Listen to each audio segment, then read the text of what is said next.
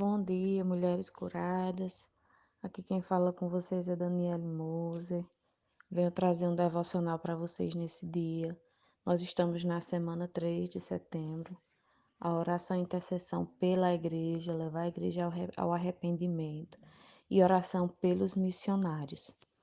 E nessa manhã eu quero trazer para vocês, lá no Evangelho de Marcos, uma reflexão sobre a tentação de Jesus, né? Quando Jesus foi tentado.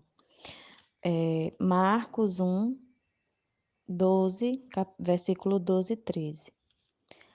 Logo após, o Espírito o impeliu para o deserto. Ali esteve 40 dias, sendo tentado por Satanás. Estavam com os animais selvagens e os anjos o serviam. Então, o versículo 13 diz que ali Jesus esteve 40 dias sendo tentado por Satanás. Com que frequência a palavra de Deus é usada de forma leviana para definir tentação, né? Podemos comentar sobre algum alimento, nossa, isso é uma tentação, isso é tentador, ou alguma coisa que a gente deseja comprar. Meu Deus, estou passando por uma tentação porque eu quero comprar isso. E nós não muitas vezes nem precisamos, né? E muitas vezes a gente até fala, né? Eu vou ceder a essa tentação, eu vou comer esse pedaço de alguma coisa, eu vou ceder a essa tentação, quando de fato nós não necessitamos daquilo. Muitas vezes nós falamos de forma leviana sobre tentação dentro da igreja. Na maioria das vezes, porém, tentação não é motivo de risos, minhas irmãs. Tentação é uma coisa muito séria. Quando ansiamos e desejamos ou somos seduzidos por algo errado, estamos experimentando a tentação em sua forma mais perigosa. Senhor, como é perigoso sermos seduzidos realmente, né? Porque o que é que acontece com a sedução? Ela tira o foco de todas as outras coisas e você só vê aquilo que lhe chama, né? E eu me perguntava, Deus, como Satanás é perspicaz. Gente, a tentação realmente vem de Satanás. A tentação nunca vem de Deus. A tentação só vem de Satanás. Deus permite a prova, porque é com a permissão dele, mas a tentação só vem de Satanás. Deus não tenta ninguém. A tentação não vem de Deus. A Bíblia diz que temos um inimigo, Satanás, cujo maior prazer é tentar-nos a pecar e destruir as nossas vidas. Jesus sabia que era experimentando a tentação e que ele iria passar por aquilo. Logo depois do seu batismo, foi levado ao deserto pelo Espírito Santo, onde foi tentado por Satanás durante 40 dias. Deus permitiu esse período de prova na vida de Jesus, mas foi Satanás quem o tentou. Embora Jesus fosse Deus encarnado, ele era também inteiramente humano. Como ser humano, poderia suportar 40 dias de ataque satânico intensivo. Gente, 40 dias sofrendo o ataque intensivo de Satanás. O que Jesus passou nem se compara às tentações que é colocada na nossa frente. 40 dias intensivamente sendo tentado por Satanás com ataques satânicos.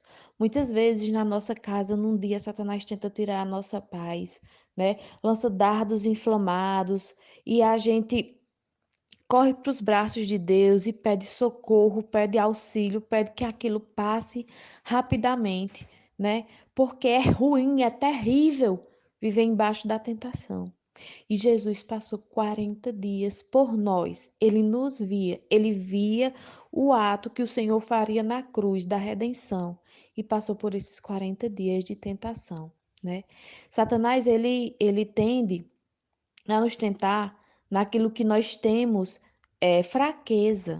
E ele sabe, né? Naquilo que nós temos uma certa fraqueza. Ele nos seduz naquilo que nós. Ele não ia seduzir Jesus aqui de uma forma qualquer, não. Ele preparou as tentações para Jesus. É tanto que quando você vai ler em outros capítulos que fala, ele quer dar riquezas a Jesus.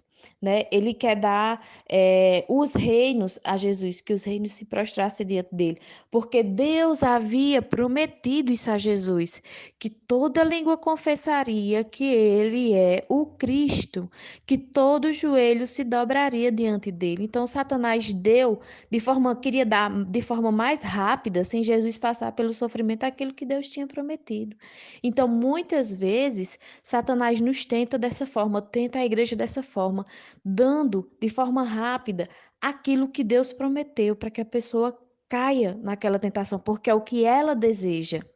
Muitas vezes a tentação, para mim, um roubo não é tentação. Para mim, tentar roubar, usurpar algo de alguém, para mim não é tentador.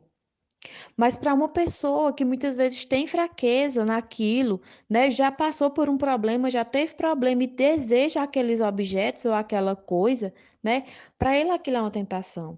Então, Satanás, ele vai tentar cada um de acordo com sua fraqueza. Por isso que Paulo diz, né, que a gente tem que orar e vigiar para não cair em tentação. As escrituras descrevem sobre a vida de Cristo o seu hábito regular de passar tempo a sós com Deus.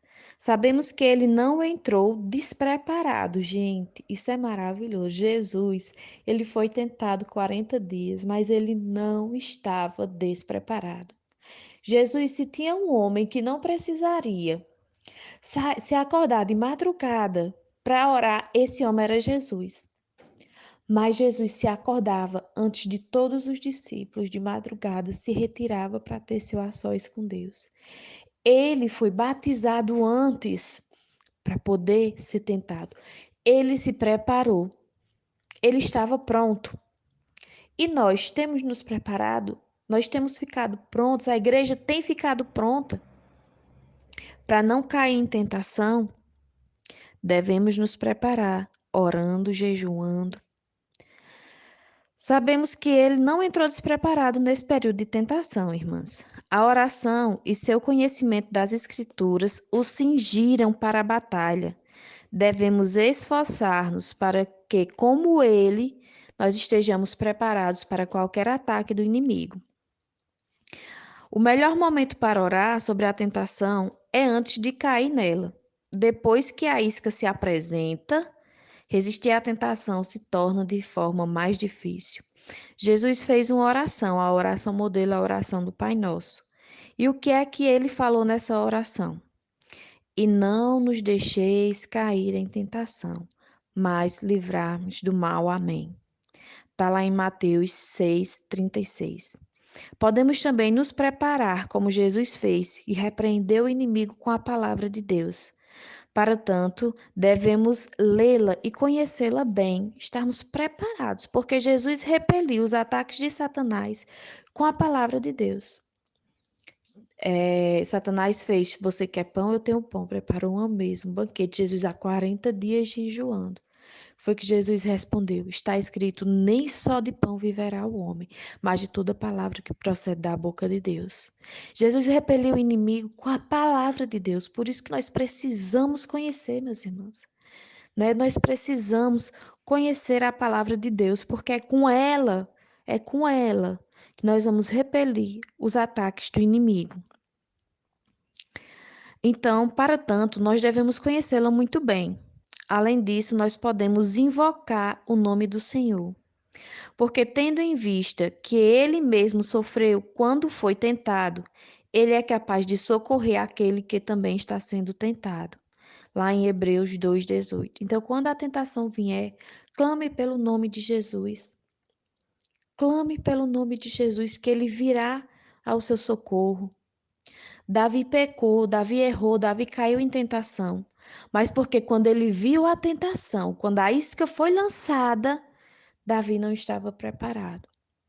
Davi olhou de novo para aquela mesma isca.